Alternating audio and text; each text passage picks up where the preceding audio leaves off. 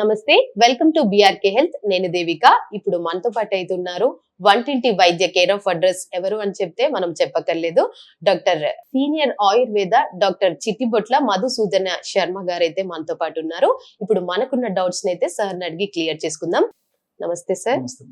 Sir, ఈ మధ్య కాలంలో ఎట్లా అంటే ఎవరు చూసినా కూడా భయపడుతున్నారు అనమాట, చిన్న నుంచి పెద్ద వరకు. ఎట్లా అంటే షుగర్ వస్తుందేమో, నాకు వచ్చేస్తుంది, షుగర్ వస్తుంది అని చెప్పేసి చాలా మంది అయితే భయపడుతున్నారు అనమాట.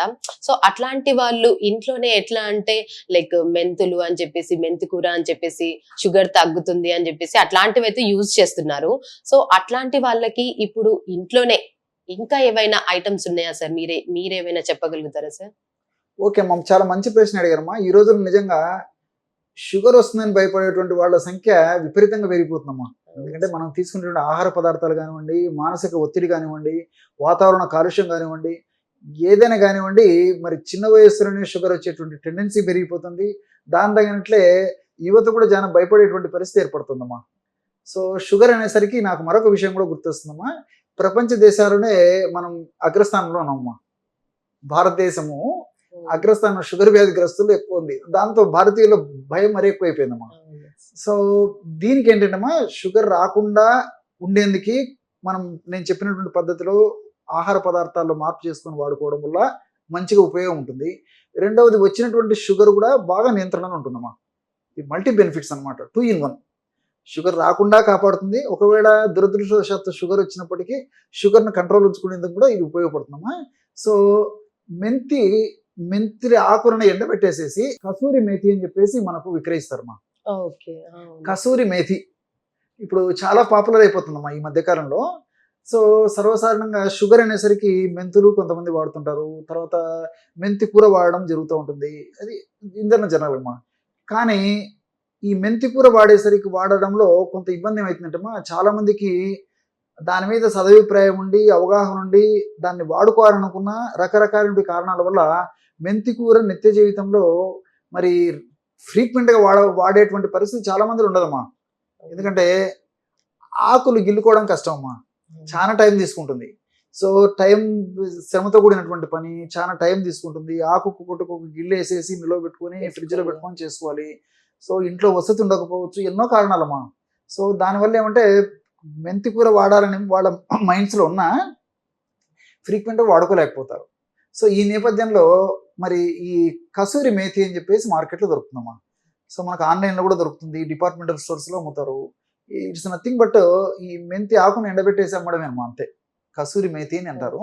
సో ఈ కసూరి మేతి మనం రెగ్యులర్గా వాడుకోవచ్చుమా. మనము ఈ పుల్కాల్లో తయారు చేసుకునేటప్పుడు కానీ, చపాతీలు తయారు చేసుకునేటప్పుడు వాడుకోవచ్చు, లేకపోతే కూరల్లో వేసుకోవచ్చు.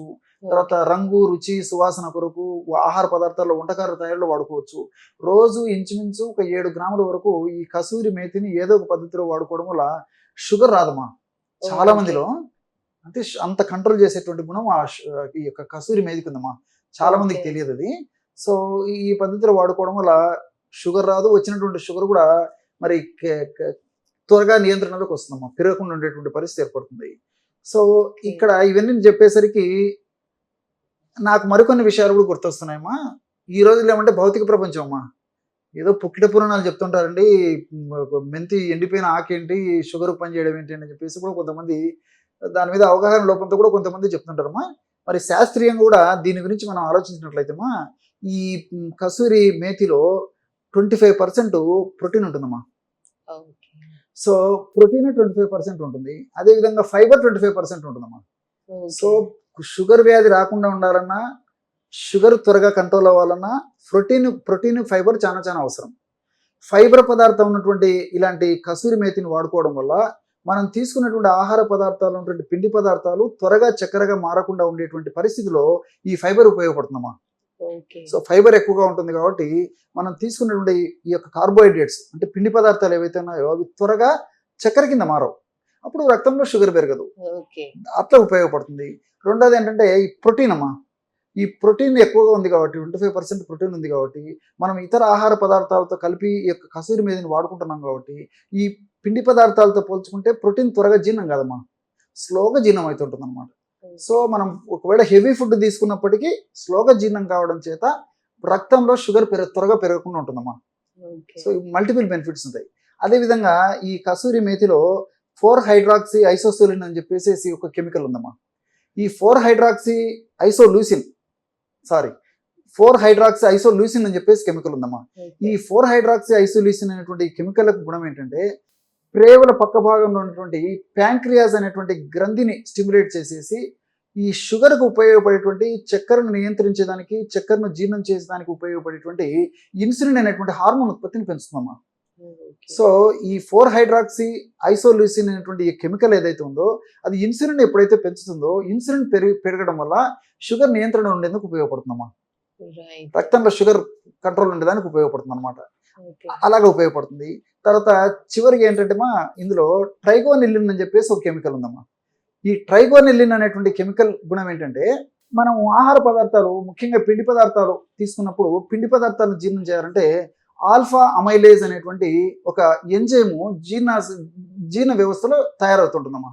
ఆల్ఫా అమైలేజ్ అనే ఎంజైము బాగా ఉత్పత్తి అయినప్పుడే పిండి పదార్థాలు బాగా జీర్ణం అవుతుంటాయి.